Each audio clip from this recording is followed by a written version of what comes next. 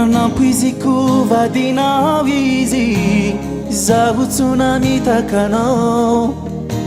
fampahafantarana ataonao kotsiny izy ka miaraky izay tamizao tsy zao no tokony omenao tsiny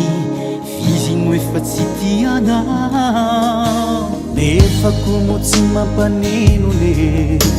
raha izao nilao zany ianao aza de masika be niamatika ho sanatry raha izao aloha tsy mbola fapoe vao moankafiny soa fa tapakakoe akamora la tsy manine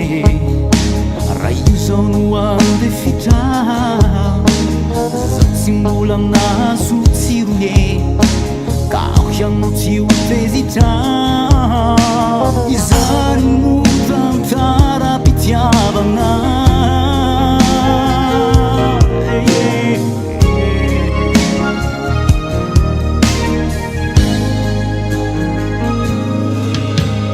lasa ihany ny andro ny volana taona ny toy ny tantaram-piainanay sy ny famangiary tsy mbany on haizy tezitra sy malay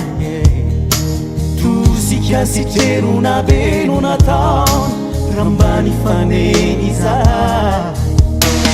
kaza de mba milavaniny izy any falasanao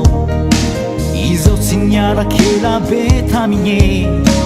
indisy efa lasanandao raha izao aloha tsy mbola fapoe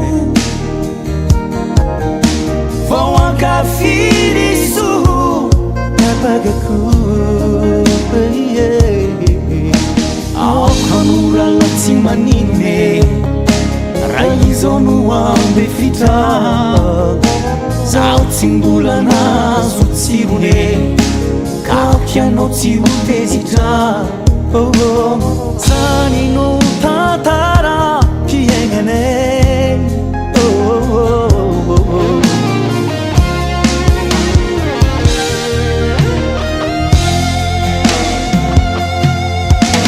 nefa komo tsy mampanino tsy manino ley